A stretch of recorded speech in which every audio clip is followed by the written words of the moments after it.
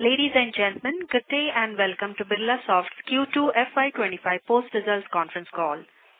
As a reminder, all participant lines will be in the listen-only mode, and there will be an opportunity for you to ask questions after the presentation concludes. Should you need assistance during the conference call, please signal an operator by pressing star, then 0 on your touchtone phone.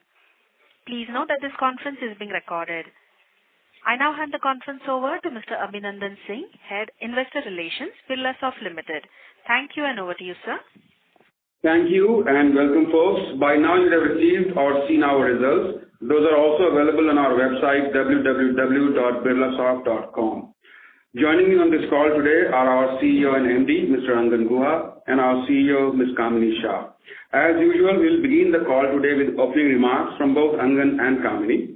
And then we will open up the floor for your questions.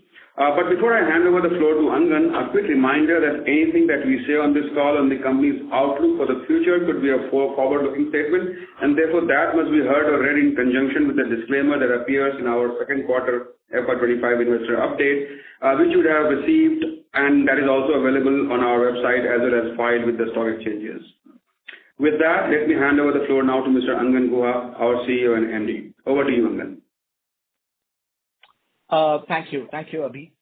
So good evening and good morning to everyone wherever you are, and thank you for joining us today as we share some perspectives on our company performance during the second quarter of the current fiscal year. I trust all of you have seen the results. So with regard to our Q2 performance, I would like to share a few observations. One, we are back to sequential growth in this quarter, even as demand conditions continue to be challenging. The strong rebound in our revenue performance during the quarter under review has been led by growth that has been more broad-based. So most of our industry verticals and service lines and accounts have grown. With an improvement of our revenue trajectory, we expect recovery in our margins as the investments start paying in as we go forward.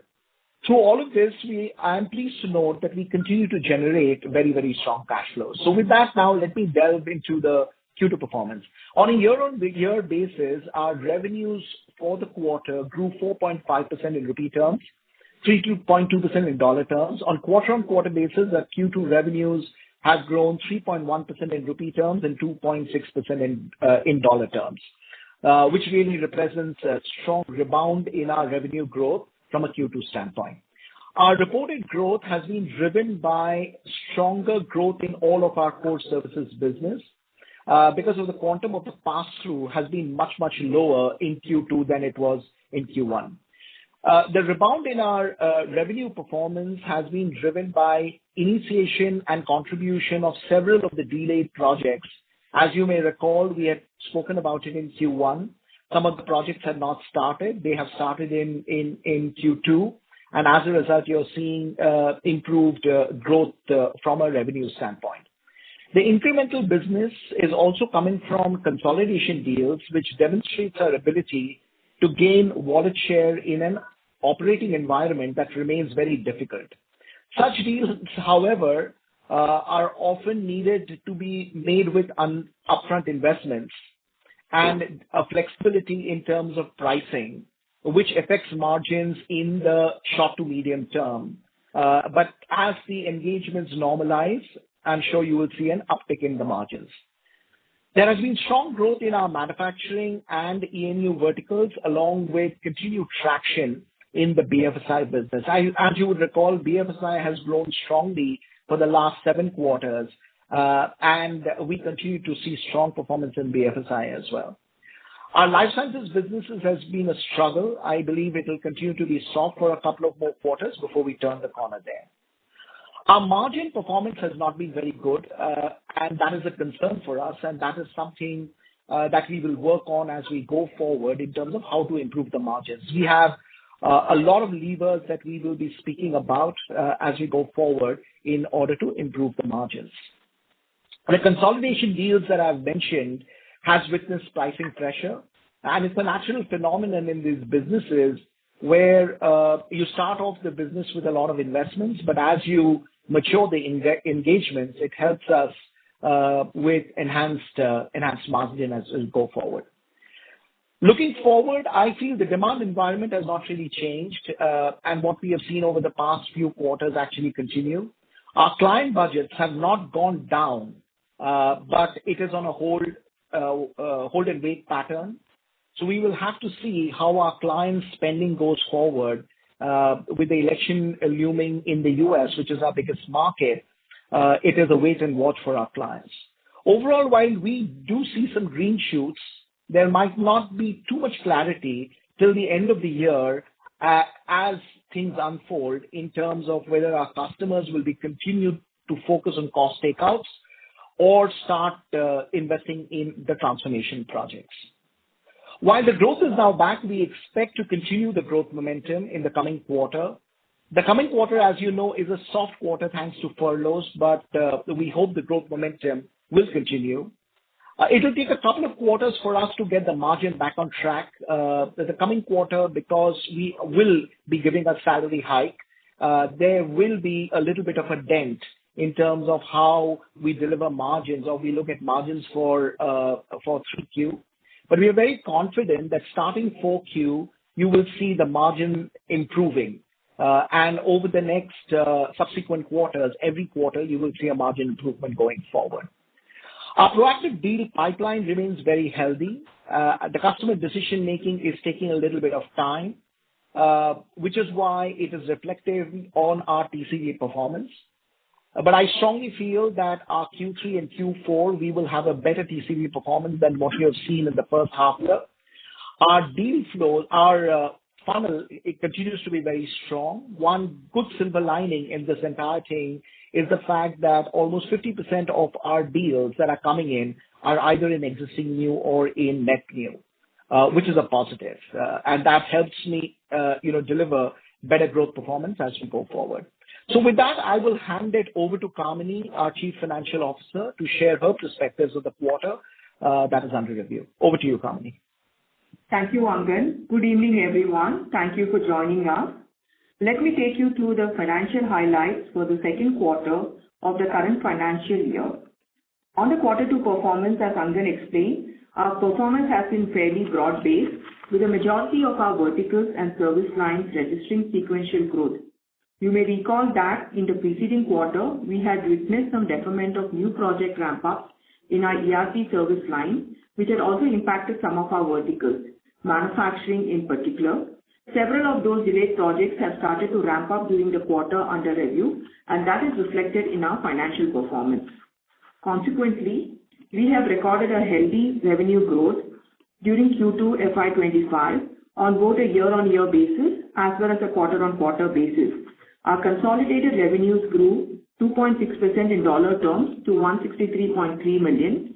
In rupee terms, it has been 1,368 crores, a sequential growth of 3.1% and a year-on-year growth of 4.5%.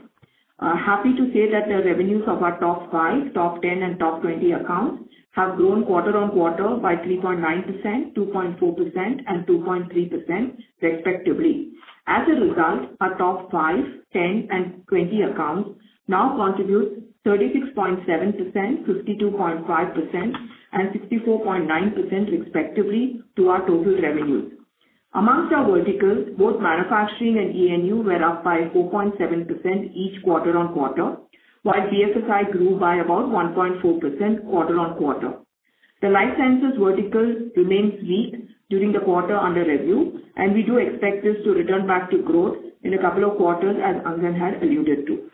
From an offering standpoint, our ERP business grew by about 4.3% sequentially due to the fact that some of our delayed projects came back on track. Our digital and data business that has been under pressure over the preceding couple of quarters has registered a strong rebound and it grew 6.6% quarter-on-quarter. The infra business, which had recorded a very strong growth in the preceding quarter, witnessed a sequential drop due to the base effect, but this is expected to be returned to a growth trajectory going forward. Moving on to the EBITDA performance, our EBITDA for the quarter was at $19.7 million versus $23.4 million in the previous quarter, and the EBITDA margin stood at about 12.1%. You would recall that in the sequential preceding quarter, that is in Q1, there was a one-time benefit of 222 million, which has been written back. The Q2 FY'25 performance reflects the absence of that. Moreover, as Angan had also spoken about, we have gained some wallet share through consolidation deals that do require some pricing flexibility. These deals tend to be more on-site centric to start with, which is also reflected in our on-site ratio in the current quarter, and this becomes a margin lever as our engagements mature. The investments that we have been making have already started reflecting in increased recognition of our capabilities in the marketplace. We will continue to make investments as necessary, but we are now focused on driving returns from this investment. Our PAT stood at about 15.2 million, which is about 1,275 million in rupee terms. Effective tax rate for the quarter has been at about 24.9%. We do expect the ETR for the full year to be in the range of 25 to 26%. Coming to some key balance sheet items, our cash and bank balance at the end of Q2 stood at about 221.8 million. This is up by 27.8%. This is after reflecting the payout of 13 million as dividend, which was made in Q2. Our operating cash flow for the quarter was at about 12.9 million on the back of a sequential improvement in our quarterly collections during Q2, which stood at 176 million. This has been the highest in the last 6 quarters. DSO continues to be a focus area for us. While it was at about 58 days for Q2, this has gone up quarter on quarter, primarily because of shifting of some collections that came in the first couple of days of October, and this will definitely show up in the Q3 DSO, which traditionally has been better and in line with our historical levels. As you would have observed, the board today has recommended an interim dividend of rupees 2.5 per share. This reflects our intention to reward shareholders while also keeping in mind our capital allocation requirements. In conclusion, I would say that we expect to stay on the growth-oriented trajectory moving forward. We have made the investments necessary to ensure that we have a differentiated value proposition in the marketplace.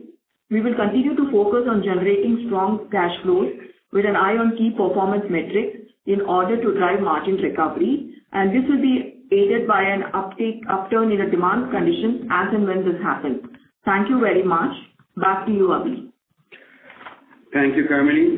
Thanks, Angan. Moderator, let's start with the Q&A session, please. Thank you very much. We will now begin the question and answer session. Anyone who wishes to ask a question may press star and 1 on their touchtone telephone. If you wish to remove yourself from the question queue, you may press star and 2. Participants are requested to use handsets while asking a question. Ladies and gentlemen, we will wait for a moment while the question queue assembles. We'll take our first question from the line of Ravi Menon from Macquarie. Please go ahead. Hi, thank you for the opportunity. Could you talk a bit about the on-site increase in revenue, about 13 million or so, and offshore, why has it declined by 9 million? I imagine this also had a big impact on the margins, so maybe Kamini can comment on that. Yeah. So you're absolutely right, Ravi, because of the shift in the on-site ratio that we've seen in this quarter moving up to almost 51%. And like we mentioned, that a lot of our consolidation deals are largely in the on the on-site space, and that's the reason why we've had this impact from a margin standpoint. Right. So over time, we would expect this to shift offshore? I kind of missed what he said. No? Ravi? Could you repeat that, Ravi? Repeat, Ravi. Mr. Menon, can you use your handset mode, please? Yes, sorry, 1 second. So would this shift offshore over time, Kamini? Is that what we should expect? Yeah, yes, Ravi, that is the intention, which is why I also called that out, right? Typically, in some of these consolidation deals, they start to be more on-site centric, and we do expect that to start shifting more offshore. That really explains, the on-site revenue increase. But offshore, why should this decline? So there are, I think, some of our engagements that came to an end, Ravi, which is the reason why. But from a ratio standpoint, and that's the reason you see more of the growth that is coming from an on-site standpoint. All right, great. Thank you. And one last follow-up, if I may. The deal wins, we are still a bit below what we were clocking even last year. Thought that the demand situation is a bit better. So again, if you could comment on that.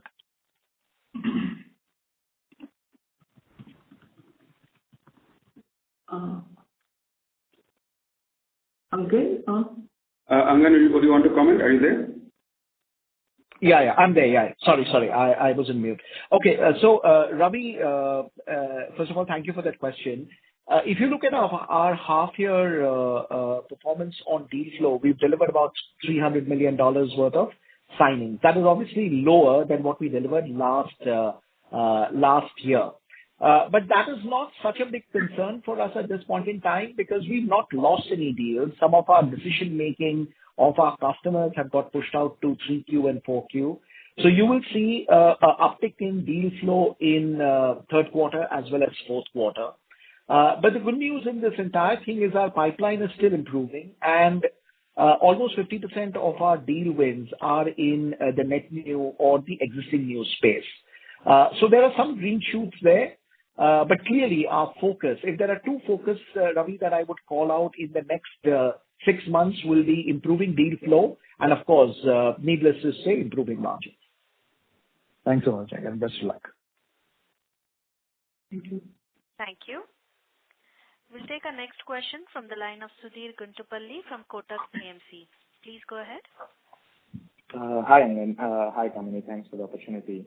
The first question is, I'm just trying to understand what your underlying core business growth would have been, given that there is a reduction in the quantum of pass-through compared to the last quarter. So is it fair to say that your core underlying business growth would have been somewhere in the range of 4.5% because there is a 220 to 30 basis points sort of a sequential reduction in pass-through? Is that a correct assessment? Yeah. So, Sudhir, the way we look at it, and pass-through obviously has reduced significantly. So you're right that the core business, services business would have grown at a faster clip. But equally, we would love to say that as our infrastructure business matures, the pass-throughs are not a manifestation of a pass-through in itself. It will be a part of the deal going forward. Correct. So from that standpoint, a pass-through is also a kind of services. But at a fundamental level, what you're saying is right, Sudhir, that, the growth has got rebounded because of, the project starting in the ERP space that Kamini mentioned in her opening remarks. Fair enough, Angan. So I understand that it is now pass-through has been an integral part for most of the companies. But I was just trying to separate out and see how the underlying business momentum would have been from the previous quarter to this quarter. So you are saying that it is fairly in the range of that 4.5% ballpark. That's correct. Yes. Yeah. Okay. And just on this 260-270 basis points sort of margin drop, let's say, I think following up on Ravi's question earlier, some impact of it was obviously because of the on-site ramp-up that happened, on-site heavy nature of it. But you also alluded to the word pricing flexibility. So how much of this 270 basis drop was due to pricing flexibility, and how much is because of purely on-site centric of that ramp-up? Yeah. So, Sudhir, let me try and answer that question, and maybe then I'll hand it over to Kamini for her comments also. So, Sudhir, if you really think about it, right, quarter one, we delivered an EBITDA of about 14.7%, correct? Now, that obviously had an exceptional item of about 222 million, which we kind of didn't have in quarter two. So technically, our like-to-like margins would have been at about 13.1% EBITDA. Now, this quarter, we've delivered 12.1% EBITDA, right? So that 1 percentage point, 100 basis points, you can probably half of it will be because our revenues have come more on-site, which by nature is lower margin business as a part of the consolidation deal. And half of it is because of the pricing flexibility. But like Kamini said, these are new deals that we are winning. We are helping our customers transition. And over a period of the next 2-3 quarters, when these deals will mature, you will see the margin coming back. But equally, Sudhir, I would also take this opportunity to make one more comment. See, we are going ahead with our salary hike in quarter three. So really, as a salary hike will, dent our margins by 150 basis points further. But obviously, a part of it we will definitely recover operationally. So, Q3 will be a muted quarter from a margin standpoint. But Q4 onwards, you will see a clear margin improvement. So I wanted to give you the entire picture, Sudhir, so that you're clear. But, we have a complete program that is running in our company today where we are looking at every single lever to get the margin to back to where it ideally should be, which is our desired levels. And that you will see a lot of effort from the management team starting Q4, because Q3, like I said, it is what it is due to the salary hike. But Q4 onwards, you will see a uptick in the margins. And then subsequently, every quarter, you will see an uptick in margins. Kamini, do you have a comment?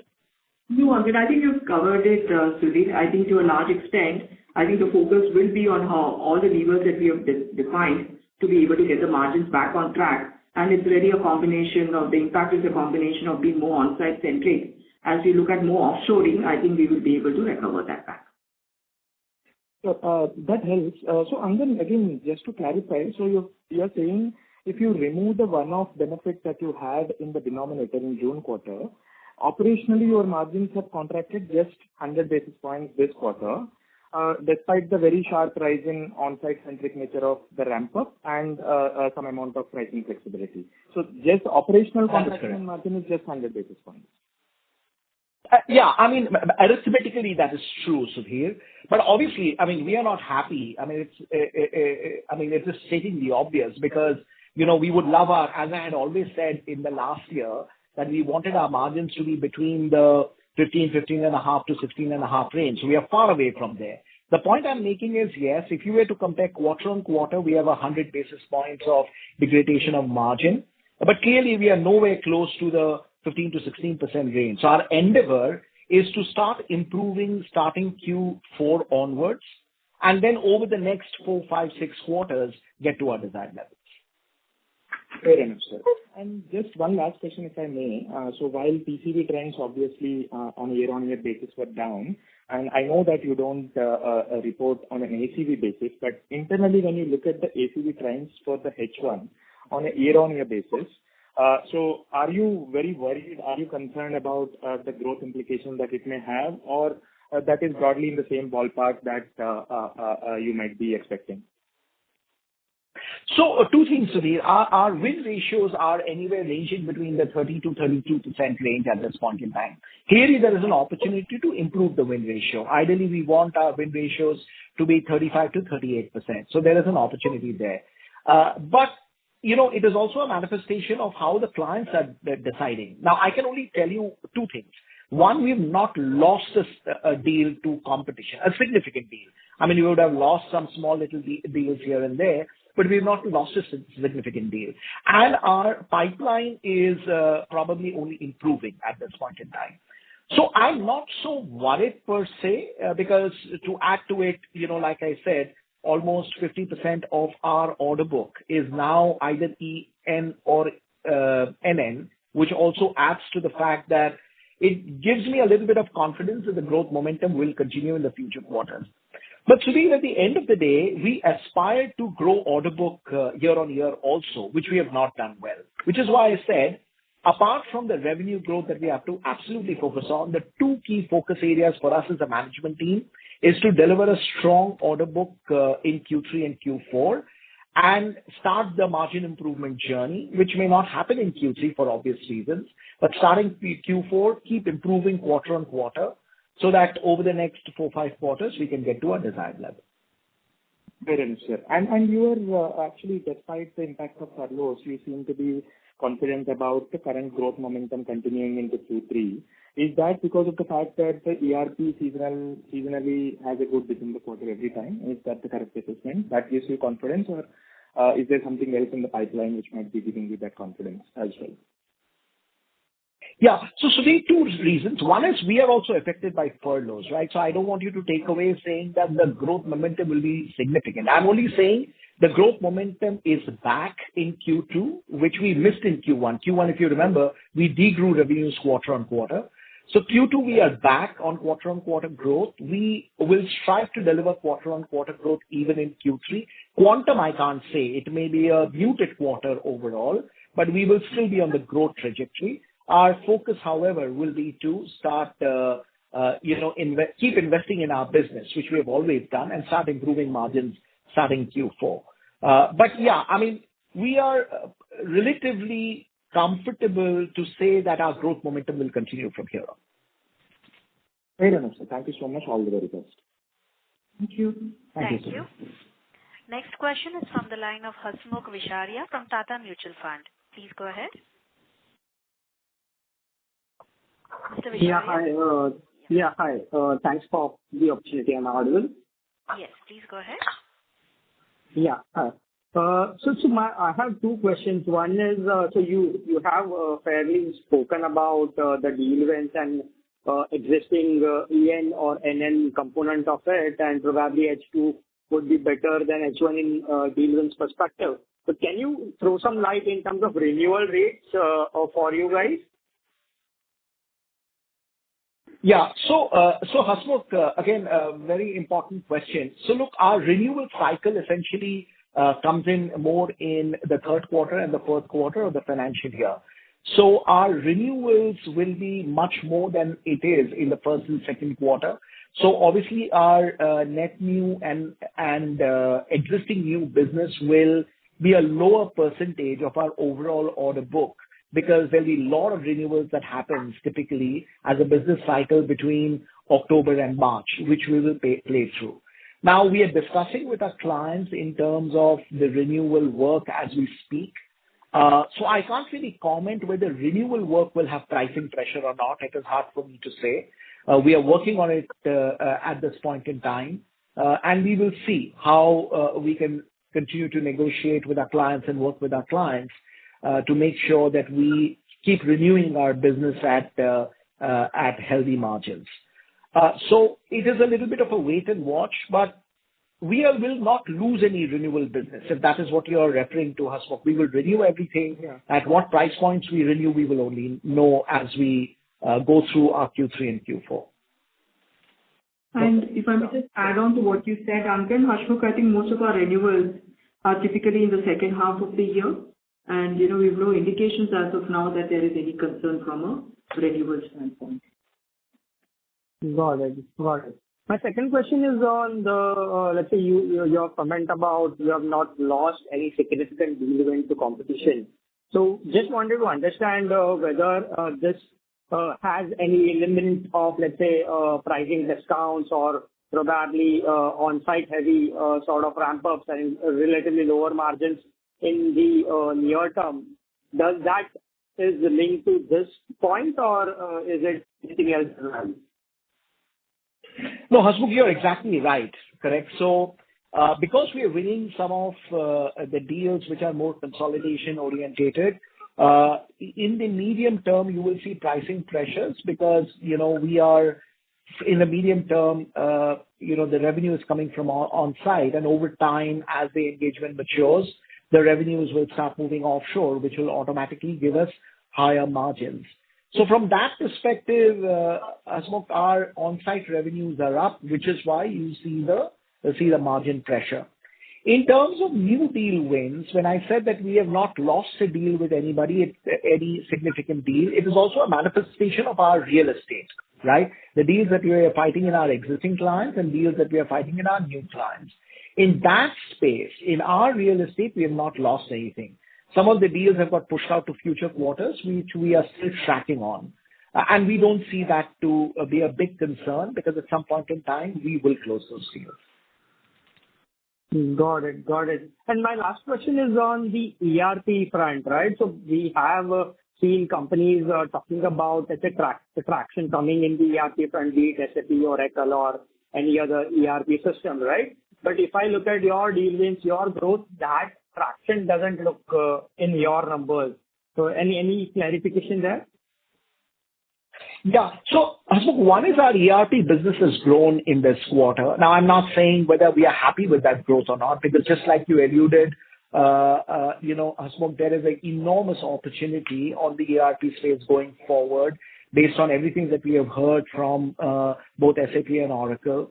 So we want to capitalize on that opportunity. So we are putting in place a proper strategy to win more deals there. Our pipeline on the ERP side is looking up. Q2, we have seen growth. Q3, seasonally, it's a weak quarter, so it will be muted. But I'm reasonably confident that Q4 also, you will see good growth in the ERP business. Perfect. Thanks a lot. Thank you. We'll take our next question from the line of Dipesh Mehta from Emkay. Please go ahead. Yeah. Thanks for the opportunity. A couple of questions. Angan, you, I think, highlighted a couple of times some of the factors which weigh on the performance. And deal intake, I think for last few quarters, we expected it to improve. So far, not improve. So progress on some of these improvement measures is not progressing to the extent that which we might have anticipated a few quarters back. So can you help us understand how much of it is because of external factors and how much would be because of internal factors, which you can course correct and which you have identified, and let's say steps taken to improve on those parameters? If you can give some broad sense around it.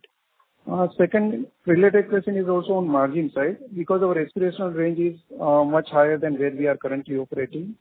If you can provide some color around those things from medium-term perspective. And last question is about, maybe if you can answer this and then I have one follow-up.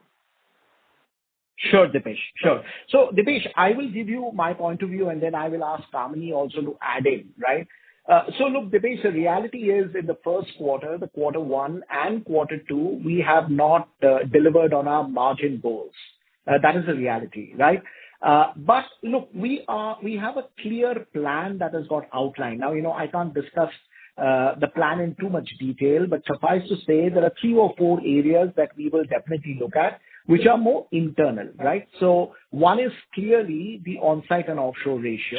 Like we said a little while ago, our on-site revenues have gone up over time as there is maturity in the engagements. We are very confident, and we've done it in the past. So that gives me confidence that the team will be able to execute well, move more revenues offshore, and automatically the margins for those engagements will start looking up. So clearly an on-site offshore ratio is one area. The second big lever for us is in terms of our utilization. Our utilization is off from the peak. Our peak utilization was at a much different level, and our endeavor would be to continue to drive utilization upwards. So that will also give us another lever for margin improvement. As a part of regular business, course of business, we are also looking at working with our customers. Though we have pricing pressure on the new deals in our existing book of work, where we have served customers for the last 4 years, 5 years, 6 years, we are going to customers and see if we can get some pricing enhancements with those customers. Not enhancements for all our colleagues in that particular project, but some of the very senior colleagues. So that is another lever that we will use. And finally, our quality of revenue. Though we are doing our infrastructure business is looking up slightly, but you have seen our digital business also grow. So as a part of our digital business thrust, our quality of revenue will significantly improve. So these are the 3 or 4 levers that Dipesh we are very confident about of implementing to get the margins back to where we want it to be. The only reason I say that Q3 will, in a matter of sense be muted is because we will give a salary hike. And like I clearly pointed out, that will have 150 basis points impact on our margins. But of course, we'll recover. We'll try and recover part of it or most of it as we go forward. We will see how that goes. But Q4 onwards, you'll clearly see a margin improvement. Now, when you win deals, we also have to gain market share, which we are gaining. Some of these deal margins will come up as you go forward, which is why I said, Dipesh, if you must give us a couple of more quarters to really see the margin turn around, and over the next 4, 5, 6 quarters, you will see the margin bounce back to the levels that we were in, let's say, Q3 and Q4 of last year. Sure. So similar question on revenue side and deal intake side. You addressed it well on margin side. If you can help us understand, because your deal intake continue to remain muted, revenue growth is also, let's say this quarter is decent, but if I look YOY, it is still weaker. If I put that in context of 100 million deal, which started ramping from April. So 2-part question. First, 100 million deal, whether ramp up is on schedule. And second thing is, despite 100 million deal, growth is muted. If you can address it. Thanks. Yeah. So Dipesh, again, a great question. So first of all, the $100 million deal is on schedule. And one more thing I want to say, Dipesh, see, structurally, there is no issue, neither with our clients nor with us, right? It is only a matter of seasonality in terms of when we win a new deal at our size of the business, how much time will it take me to turn that into profit. So with that backdrop, let me talk a little bit about the revenue. See, we've grown revenues 7 quarters in a row till the last quarter where we degrew revenues. And this quarter, we have bounced back on revenue growth. I'm reasonably confident that the revenue growth will continue. Now, Q3, again, let me state this upfront, is going to be a muted quarter because of seasonality, but you will see growth in Q4 for sure, and even in Q3 to a very large extent. So from my standpoint, the growth momentum will continue. Now, the order book, and I'll tell you why there is a scientific analysis there. Though my order book is being muted, like Kamini also suggested a little while ago, most of my renewals happen in Q3 and Q4. So my Q1 and Q2, a large part of our order intake has been net new, which will obviously give some growth momentum going forward. Now, the trick though, Dipesh, I will admit that apart from renewing our existing book of work, which we do in Q3 and Q4, we have to win more deals, more net new deals in Q3 and Q4 also. If we can make that happen, then one can confidently say that not only Q3 and Q4, but Q1, Q2 of next year will also show good revenue growth. Understand. Last question related is whether you require some course correction to improve it, or you think current way of operation is sufficient for us to deliver desired result? No. So, Dipesh, we always look at ways to improve. We don't need to course correct. We are set on a course. We've identified the areas that we want to focus in, and we are firmly on our way to building a great business. So we don't need to course correct on anything, but there are a lot of areas of improvement. So, for example, our sales cycle needs to improve. We are investing in that. Our capabilities need to continue to be stronger. We will invest in that. We have created a rest of the world business. We want to invest in that and start growing businesses in those areas. So a lot of these small little areas that we need to invest and grow. Our life sciences business has not delivered for the last 3 quarters. They have to come back to growth. So the overall strategy of the company remains the same. There is no change there. But we definitely need to course correct in these small little areas where we need to double down on our investment. Now, Dipesh, one of the questions that you asked me on margins, we've over-invested, in my mind, in capability building, but our investments will not stop. We will continue to build on this investment. And as we build this investment, these investments have to deliver results to us. And that is what we will very closely monitor going forward. That whether these investments that we've already made or we will continue to make in the future, what returns are they delivering to us? And that is also another big lever we are looking at, Dipesh. Thank you. Thanks for answering. Thank you. Ladies and gentlemen, in the first round, we would request participants to limit themselves to 1 question, please, and come back for follow-up so that others can also get an opportunity to ask a question. Thank you. We'll take our next question from the line of Sandeep Shah from Equirus Securities. Please go ahead. Yeah, thanks. Thanks for the opportunity. Just wanted to understand what has made you go so aggressive in terms of a vendor consolidation deal, because in the last 6 quarters we were investing, we were expecting the growth to remain better on a YOY basis, which we have delivered in the first 4 quarters. So is it some portfolio specific issue, client specific issue, which makes you compelled to go on vendor consolidation deal and take the margin to 10% multi-quarter low? Yeah. So Sandeep, first of all, Sandeep, let me start by saying we are not proud of the margin situation that we are in today, right? I mean, we definitely want to get the margins to our desired levels, which I have consistently maintained at 15 to 16%, right? So are we comfortable or we are happy where we are at the margin levels? We are not happy. And, it is my commitment to you. And when I say my commitment, I mean the entire management team's commitment that we will over time get the margins back to where it should be. But let me answer the question that you asked, which is a very pertinent question. See, we grew 6 quarters in a row, quarter on quarter, right?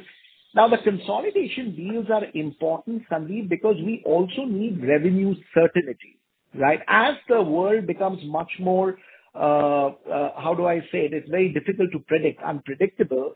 it is important for me also to start winning some annuity kind of business.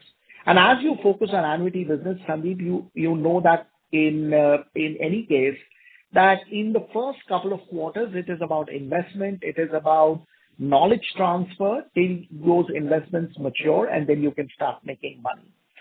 So it is important because look, Sandeep, I mean, I understand what you're saying that, what was the need of going after consolidation deals when we had a high margin and a reasonable growth business? But remember, Sandeep, we are not here for quarter on quarter. Quarter on quarter is important, but we have to build a business for the next decade, if you will.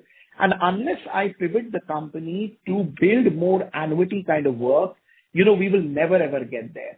But the trick, Sandeep, would be to continue winning consolidation deals, but also start winning much more digital deals, transformational deals. And as you know, because of the uncertainty, there are not too many transformation deals on the table. There is tremendous uncertainty in the market. So in an ideal world, Sandeep, I would like to win many more transformation deals in our customers, especially in the life sciences and the BFSI space, as we start winning market share on the consolidation bit. So I agree with you. It is a couple of quarters of dip in margins, but when I look at the long-term goals in the long-term picture, you will realize that it is a sound strategy. So, Angan, any number you would like to throw in terms of percentage annuity business versus project-based today versus when you joined?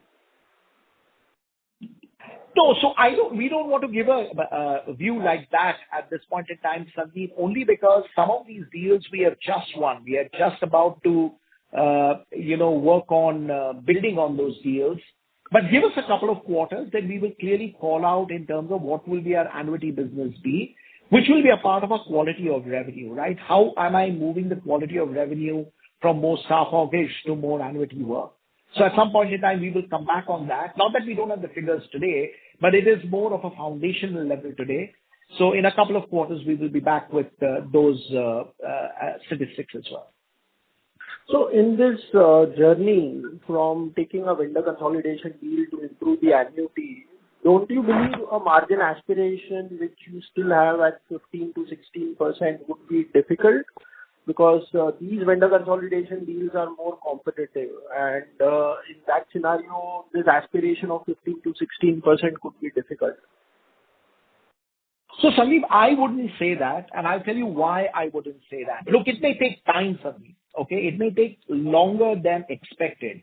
But the reason why we want to keep that margin profile going is because it is not that we want to build our company only on consolidation deals. Consolidation deals will be a part of our business from a market share perspective, but we also want to build a great digital business, a great data business. And that business is also growing. I don't know if you realize this, but I'm sure you do. Our digital and data business has also grown to become almost $250 to $280 million, right? So I'm not so worried that we will not win digital and data. So if I were to win more consolidation deals and make more money in the digital deals that we will continue to win, I think we can balance the margins out. Now, can I get to a 15% margin 2 quarters out? The answer is no. But over a period of time, is that my aspiration? It absolutely is, and we will drive towards that. Yeah, just to follow up, in the earlier reply, you said we may touch the margins of 3Q and 4Q of FY'24 after 4 to 6 quarters. Is it I have heard correctly?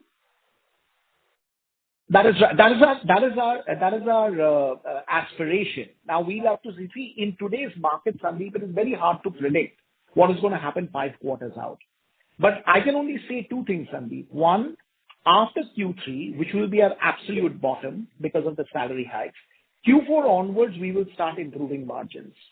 And Q4, Q1, Q2, Q3 of next 4 quarters, you will see our margin uptick coming in. Because by the time all the deals that I and Kamini spoke about will also mature, and the margin uptick will happen.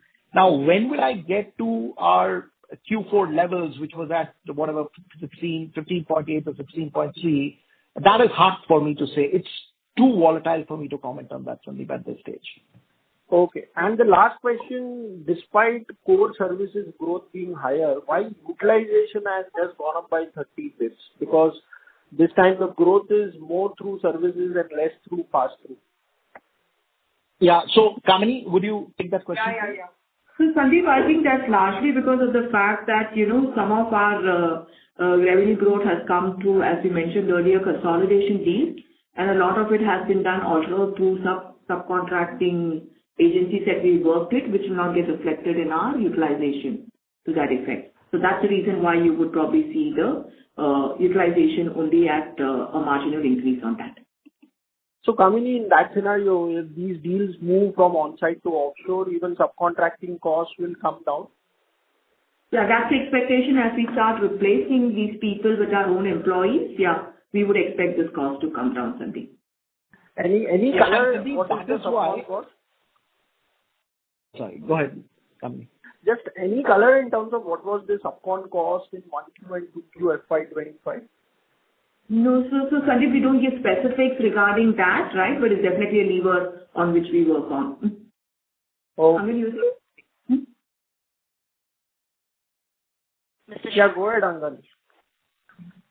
No, I was saying, Sandeep, that is the point that Kamini was making. As these deals mature and the work moves from on-site to offshore becomes a far more higher leverage for margin improvement. That was the only point I was making. Okay. Thanks and all the best. Thank you. We'll take our next question from the line of Shraddha from AMSEC. Please go ahead. Yeah, hi. Two questions, Angan. First is, we've seen that our on-site mix has improved by some 700 bits, and despite that, revenue has grown by only 2%.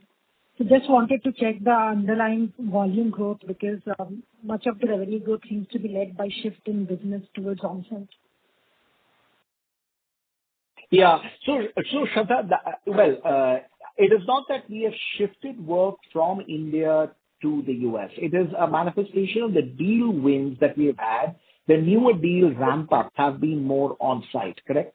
Now, the reason why our revenue growth has been, 2.6% quarter-on-quarter, whereas the on-site ratios have gone up higher, it is only because there are certain projects that have also come to a closure. So you have to look at it from that perspective. But clearly, like Kamini said, from a margin improvement standpoint, over time, we would like to improve our offshore ratios to get back. And Shraddha, if I can just add to what Angan said, right? In the last quarter, we've had some element of pass-through revenue that we spoke about, which were more offshore-centric. And I think that has also played a role in terms of our on-site being a little lower in last quarter from a ratio standpoint, which is why I think you shouldn't compare it directly. If you look at our previous quarter trend, I think the differential would be we were operating at about 46-48% rate, and that's probably what's gone up to about 50-51 that you see this time. I hope that clarifies. Is it also to do, Kamini, with the fact that probably our on-rolls employee growth has seen a decline, whereas revenue growth this quarter would have been led by increase in subcontractors? I think it would be a combination of both, Shraddha, because a lot of the consolidation deals do involve taking over of subcontracting parties that are based on site, and that's the reason why you would see that. Right. And secondly, when I look at our sales and support headcount, that has also seen a decline of almost 10% sequentially. So just to get clarity out here, is it more of support staff rationalization, or are we consciously looking at some sales headcount rationalization as well? So Shraddha, right now our focus is a lot on support staff optimization that you see over here at this point of time. Like Angan said, I think we continue to invest in sales, both general and specialist sales. So I don't think that's an area of investment that we would cut back on. So we are looking at optimization all the time in terms of how do we do a lot more automation in our existing processes that will enable us to reduce headcount associated with that. Right. And just last question, Angan, you've been mentioning that the deal pipeline looks quite strong and robust. So any characterization in terms of what is the mix of small or large deals, or is it still more of vendor consolidation deals in the pipeline, or do you see more of transformational-led deals with some improvement in the macro environment? So just some characterization on the deals pipeline would be helpful. Thank you. So, Shraddha, our deal pipeline is definitely strong, and it is improving quarter on quarter. I feel that, the answer to your question will only lie after the stability comes in, correct? Now, if the cost of doing business in our customer location, if our customers become higher going forward, depending upon the outcome of the election results, I see more cost of optimization deals back on the table. Now, Shraddha, I don't want you to take away the fact that cost optimization deals are margin diluters. They may be margin diluters in the medium term, but in the long term, they can definitely deliver a lot more margins for us as we go forward. So consolidation deals are not a bad word. It is in fact good that we will be winning market share. So currently, the deals that we have on the table is really 50-50. We've got 50% transformation deals. We've got 50% vendor consolidation deals. But these deals have to convert. Even the transformation deals are marquee deals. We are doing some great work with our EMU customers, with our BFSI customers. There's some really, really good work and good deals on the table. The issue is, when will the stability happen and those deals convert? If some of those convert in Q3, you will see the deal flows, improving, but the quality of those deals will also be far better than just doing consolidation, Shankar. So we will wait and watch. We are hopeful that some of them will convert in Q3. Great. Thanks, Angan, and wish you all the best. Thank you. Thank you. Next question is from the line of Manik Taneja from Axis Capital. Please go ahead. Hi, thank you for the opportunity. Angan, I just wanted to get your thoughts with regards to something that you've emphasized since you came on board. You've been talking about significant focus on in-quarter execution and bringing in credibility to the company. But what we've seen play out over the course of last couple of quarters is things unraveling quite sharply. So essentially, would you want to give us some sense as to what adverse things may have happened at an internal or within the organization level, given the fact that from a macro backdrop standpoint, FY'24 was equally bad, but you ended up delivering reasonably well, and now we've seen this unravel. So would be great to understand what challenges you faced internally because of which the performance has taken such a big hit. Yeah. So, Manik, I will be as brutally honest as I possibly can on this question. So it's a very important question. So look, I am not worried about our execution capability. We have got a strong team. Our teams can execute, and I feel very confident that we have the right team to execute. Now, of course, we will look at people based on performance. If people do not deliver, then we obviously would get new leaders in. But by and large, I'm pretty confident that the team that we have on the ground can deliver. But look, we will continue to make that investment. So I wanted to get that out of the way to begin with. So Manik, look, last 7 quarters we've executed significantly well. So what went wrong in the last 2 quarters? And look, I'll say that we are not very proud of it, right? In the last 2 quarters, we focused on winning some deals from a market share standpoint, which is basically infrastructure deals, which give us long-term revenue certainty, etc.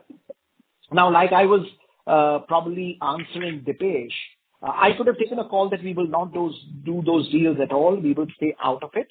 But then at some point in time, my growth trajectory would have stopped, Manik, because the market is getting incredibly volatile as well as competitive, and I need to win market share. Now, as you win deals of this nature, by traditionally these deals, you will have to invest in them before you can start seeing returns. And that is what has happened. That is why you see the last 2 quarters being very unpredictable. And it is also a manifestation of how our clients perform. Say, for instance, Q1. Why did our revenue shrink? Because the deals that we had won, our customers did not ramp them up. As a result, we could not get revenues in Q1. That has come back in Q2, right? Similarly, now the deals that we have won on the infra space or in the other consolidation space eventually will start delivering margins as well. So, Manik, in an ideal world, I would have loved to say that, I will always be predictable, but a couple of quarters you have situations like that. We are not proud of it, but, we don't want to be defensive on it. My job is to create more predictability. I understand that. And we will create more predictability going forward. But, Manik, I will also say this. Even in the future, will there be a couple of quarters where there will be a little bit of unpredictability? It will happen because the markets are very volatile. But our job now going forward is to be very predictable over the next 6, 7, 8, 9 quarters so that, investors like yourself also get a view on it. But there will be, I will admit, there will be a couple of quarters in between when the unpredictability will be there. But I do not for one moment doubt the execution capability of the team. That I think is strong. Equally, if people, like I said, we are a performance-oriented organization. If people do not deliver, we will change. We will make the necessary changes. Appreciate that input, Angan. A couple of clarification questions. Given the challenging demand environment that you've spoken about, do we probably see a rehash of our strategy around cutting the long tail of customers? That's question number one. The second question was a bookkeeping question around the sales and support headcount. This number had gone up sharply between Q4 of last year to Q1 of FY'25, and then once again has come back to a similar level in the current quarter. What explains these quarterly changes on this headcount, on this metric? Yeah. So I'll answer the first question. The second question I'll probably ask Kamini to comment on. So look, we are on an endeavor to cut our tail. We've done a lot, but given the circumstances, like you rightly pointed out, Manik, we'll do even more, right? My original thought was that, we were at an optimal level, but with the market uncertainty and with, the way the things are happening in the world, I feel we have more possibility to cut down the tail. And so the team has a plan in place to reduce the tail even further, right? So we will be on it because that also has a manifestation of redeploying your human capital for growth rather than for sustenance. So that we will continue to do. On the SG&A, I will hand it over to Kamini for Kamini's comments. Yeah. So thank you, Angan. So Manik, while it does appear to be that on one quarter the headcount's gone up and come down on in the next quarter, it's primarily because of two reasons, right? The reason the headcount went up is, a couple of quarters we had spoken about our investment in our tech transformation internally within Birlasoft, what we call the project was Optimus, where we had actually started ramping headcount on that project, and that continues. The reduction this quarter that has happened has been in other areas where we have started optimizing some of our support staff in areas that have been automated, and as we are realizing the benefits out of that. So I think that there are two different and distinct events while it appears to have happened quarter on quarter. Thank you and wish you all the best for the future. Thank you. Next question is from the line of Vibhor Singhal from Nuvama Equities. Please go ahead. Hi. Thanks for taking my question. And real appreciation from my side. I think you've taken real trouble to explain the situation that the company is in. Really appreciate. I think the company, as you rightly said, I think there will be volatile quarters here and there. And amidst that, a company or the management should not lose the long-term goal that they are after. So completely appreciate that. But I have a more strategic question, which is not related to just 1 or 2 quarters, but from a longer-term point of view. Now, we've been saying that the last 2 quarters have been weak in terms of TCV. But if I look at our FY'24 TCV also, that was also up only 1% Y-on-Y. So actually, if you look at it from if we compare the numbers from FY'23 onwards, our deal flows for the past 6 quarters have not been that great or have been quite modest. So, and in that, we have also taken some vendor consolidation and infrastructure deals, which have basically impacted our margin. So if I remove those deals, the deal win in our core area, which was transformation projects and all, that has been pretty weak, so to say. So, is it that these kind of deals have dried up, or is it that we are not able to match up as to what exactly is required in those kind of deals? And when do you think this situation can change over the course of, let's say, maybe 2, 3, 4, whatever quarter, whatever time that it takes? And then I have a follow-up to that question. Yeah. So, Vibhor, first of all, I think your analysis is spot on, correct? So last year, if you look at it, our order signings was just 1% growth over the previous year, FY'24 over FY'23. So clearly that was a cause of concern. But even though that happened, if you look at our net new and existing new business, that has shown reasonable traction, which is why barring Q1, we are able to show growth in Q2 and hopefully in Q3, though Q3 is a muted quarter again, but definitely in Q4, correct? So that is a manifestation of the fact that though the overall deal flow may be soft, correct, but at least the net new is going up. So that's number one. Number two, are we happy with the situation of our deal signings? Absolutely not. There is a lot of focus within the company as a part of the management team to drive the deals up. So hopefully Q3 and Q4 will be better. But in the longer term, there are 2 points that I want to make, Vibhor. See, we have the pipeline. That I am absolutely certain about. The pipeline also has a large number of transformation projects that we are working on. Apart from, we are also working on a lot of vendor consolidation projects.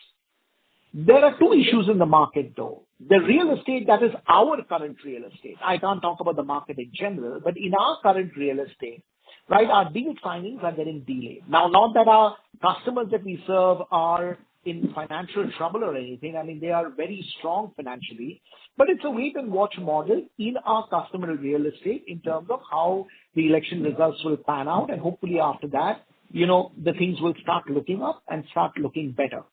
See, our dream is to deliver growth on order book even this year, though it is going to be a very tall order because in the first half year, we've delivered only 300 million of signings. And I really need to deliver more than 550 million in the next 2 quarters even to show growth. But we will endeavor to do that because at the end of the day, if those deals close, we can really make it happen. But in the longer term, once the election cycle is over, I think, based on what I know today, based on all my customer interactions, the transformation projects will be back on the table. Typically, after an election cycle happens in the US, since almost 86-87% of our business is in the US, it will take a lag of about 6 months, but I'm damn sure that, all the transformation projects will be back on the table.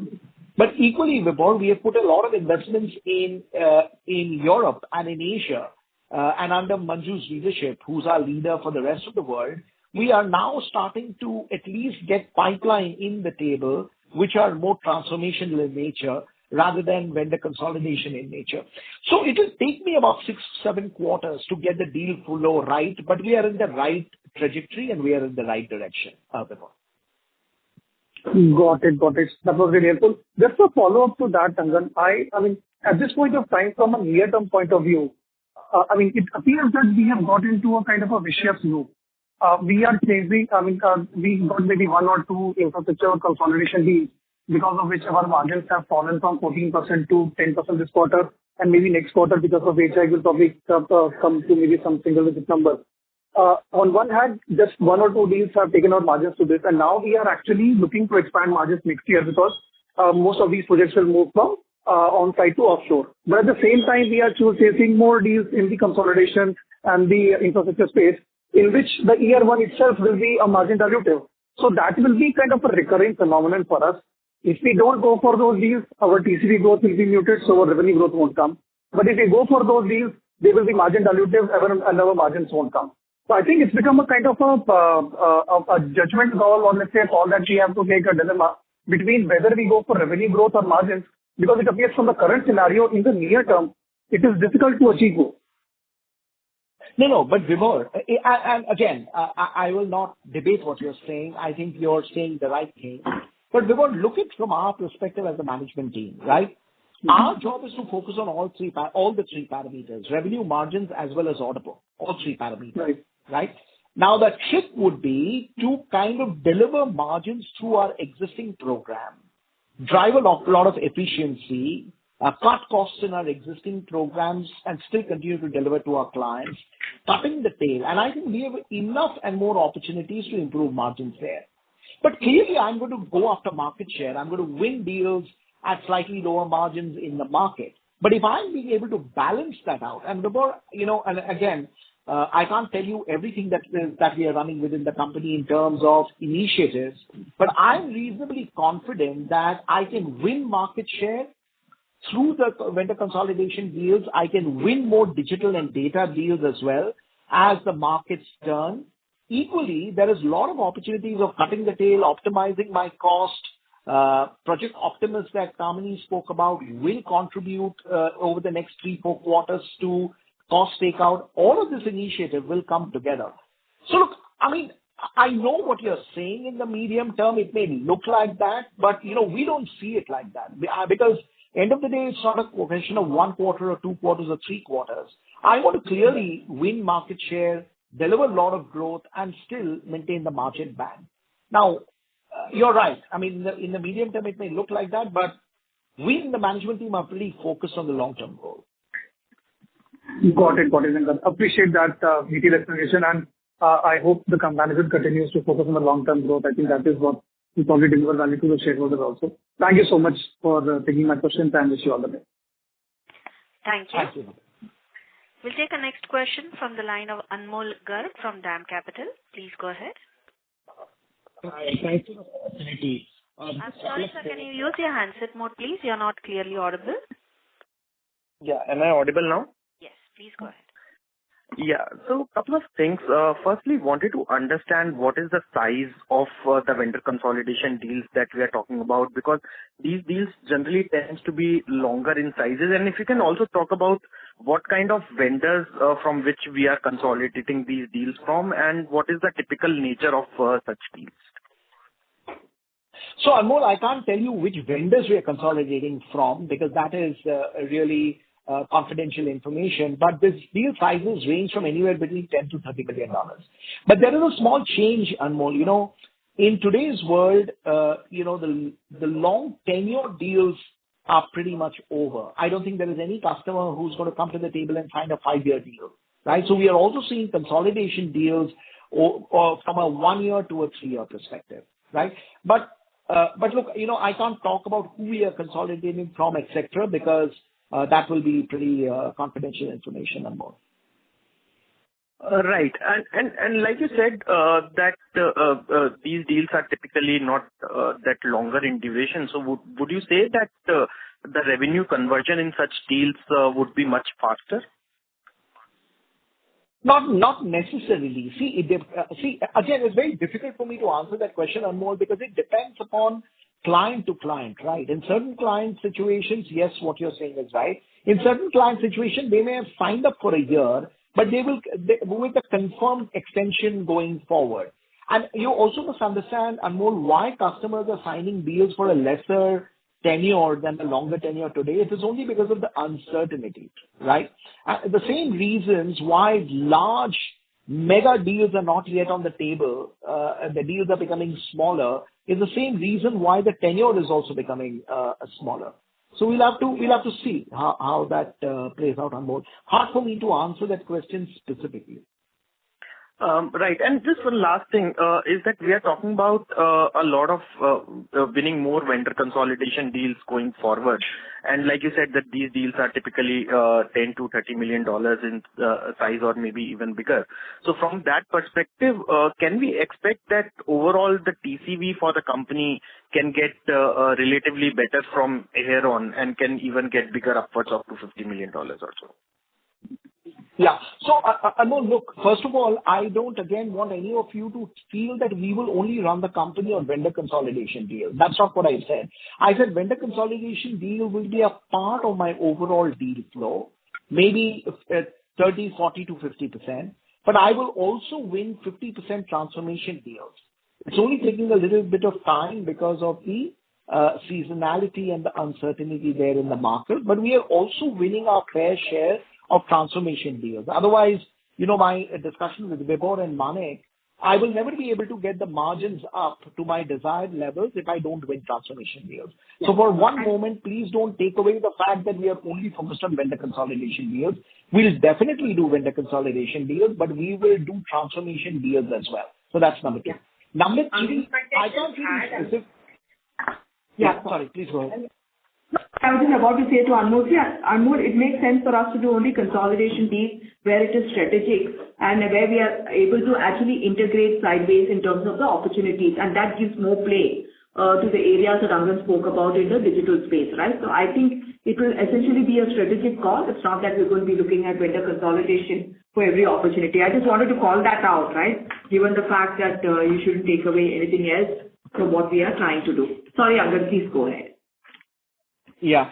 So the second question, Anmol, in terms of whether we can get to up to 250 million per quarter deal signing, that's our dream. We want to get into it, get into that mode so that every quarter we can sign $250 million. I don't know whether Q3 can be that. It's a short quarter. But do we want to attempt to get to 250 million of deal signings in 4Q? Absolutely. That's our goal. But we will see. We will see how Q3 converts, and then we will start focusing on Q4. Sure. That's helpful. Thank you so much, Angan and Kamini, for answering my questions. Thank you. Thank you. We'll take our next question from the line of Ayush from B&K Securities. Please go ahead. Yes, thank you so much for the opportunity. So just a couple of questions. So if I recall it better, so before the last quarter, we were chasing the shorter term deals, and now we are chasing the vendor consolidation deals. So is it true to understand that, that we are chasing the growth on the back of margins right now and sacrificing to just get the growth wherever we are seeing the opportunity? That's the first line. That's the first question. The second question is that why we are facing the pricing headwind, because if we see the commentary of the larger peers or maybe the mid-cap peers of ours, so there has not been such, negative commentary on the pricing front. So is it something has to do with the capabilities that we are having in, or what's the rationale behind that we are having, some of the pricing pressure in the consolidation deal? Thank you so much. Yeah. So Ayush, first of all,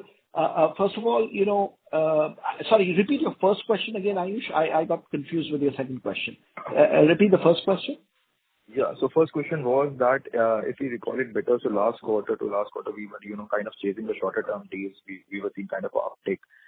So we got the growth from there onwards. And in this quarter, we are highlighting kind of, that we are chasing kind of the consolidation deals.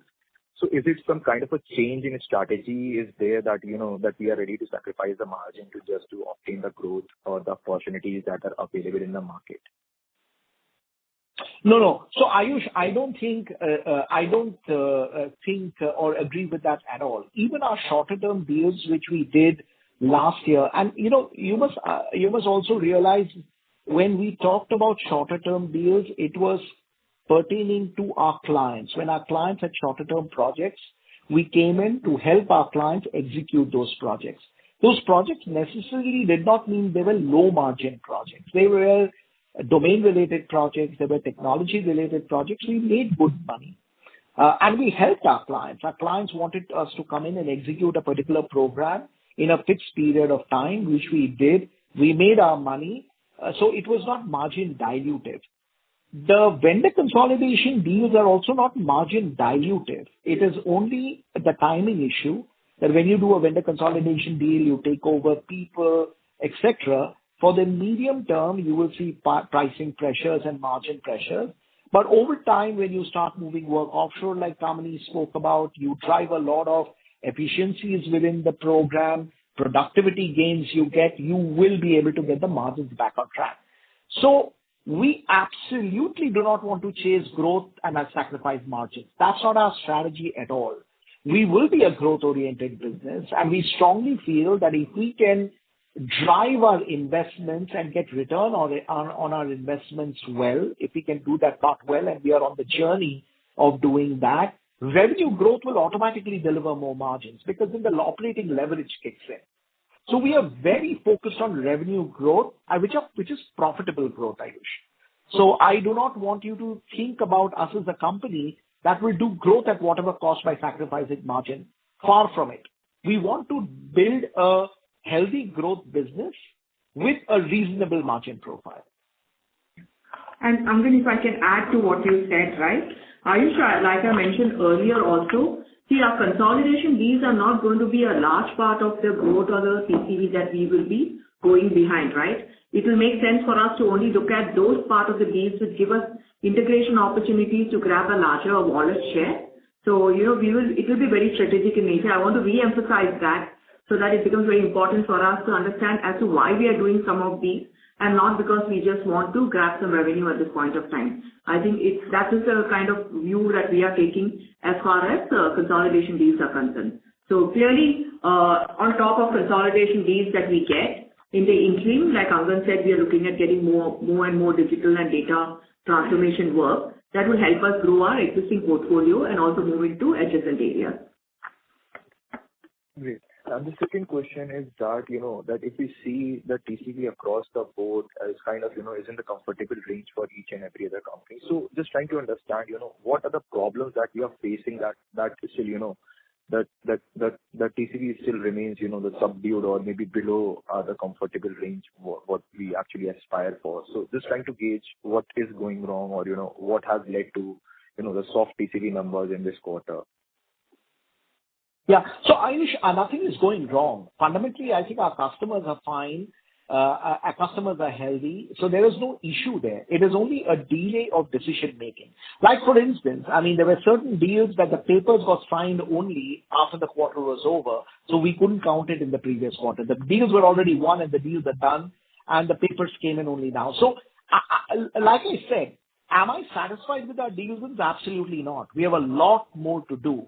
But I don't think I'm concerned about it from a revenue growth for the future perspective. So if your question is, if there is a soft TCV position this year, will my revenue growth for next year not happen? I don't think so. My revenue growth for next year will continue. But of course, I have to fix my TCV, right? Like I said, I'll be more comfortable if I can consistently deliver 250 to 300 million worth of TCVs every quarter. We are not there yet. First 2 quarters have been a disappointment. Let's see how Q3 goes. Hopefully Q3 will be slightly better. But again, it's a shorter quarter. Maybe Q4 we will be back on delivering a good quarter in terms of TCV signing. So we will see, Ayush. We will, work towards that. And Angan, we also would like to add, right, that we have a healthy pipeline at this point of time. And I think some of the conversions that have got a little delayed will hopefully will start getting converted in the upcoming quarters, right? So I think that lead indicator gives us the confidence to say that, it's not that we don't have a pipeline that we should be worried about. It is a question of conversion, which we are working with our real estate at this point of time.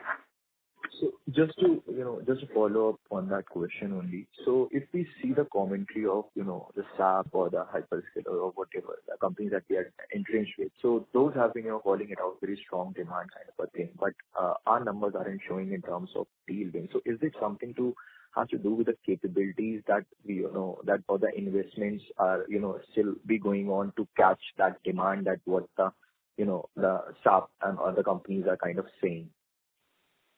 Yeah. So Ayush, look, whether it's SAP, Oracle, everybody is giving a strong commentary going forward, right? So there is a cycle. There is a big cycle coming in with some of these large hyperscalers or the ERP businesses as well. We hope to catch that cycle.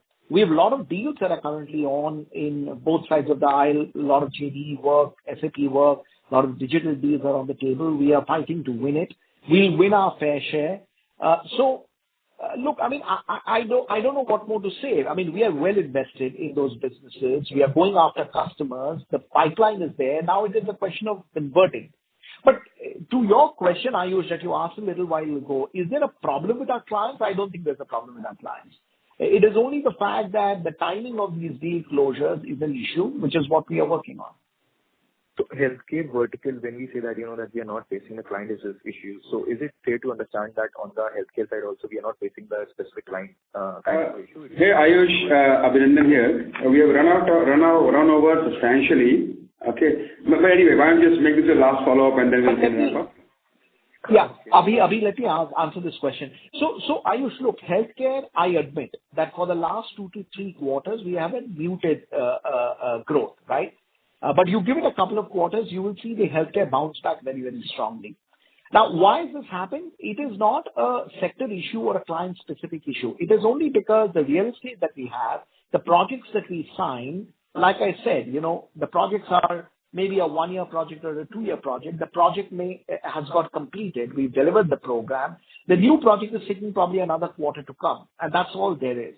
But in the healthcare space, in fact, we work with very marquee names, very strong companies with strong balance sheets. So it's only a question of timing, but I'm very confident that the team will get the healthcare business also back on growth very, very quickly. Great. Thank you so much. Wish you all the best for the next quarter. Yeah, thank you. Thank you. I now hand the conference over to Mr. Angan Guha, CEO and MD Birlasoft Ltd, for closing comments. Over to you, sir. Yeah, thank you. So first of all, thank you, everyone. Thank you for joining us in the conference. Hopefully, we've been able to answer all your questions. But if you have any further questions, please do reach out to Abhi, and we will try and attempt to answer all other questions that you may have. Thank you once again for your support to Birlasoft. We and the management team are committed to build a long-term, sustainable, growth-oriented business with a high margin profile that we are committed on. Quarter on quarter, we will focus on execution, and we will get our company there. I look forward to speaking with you again as a part of our next earnings call. Thank you once again. Have a good evening, good morning, wherever you are. Thank you. Thank you, sir. On behalf of Birlasoft, that concludes this conference. Thank you for joining us, and you may now disconnect your lines.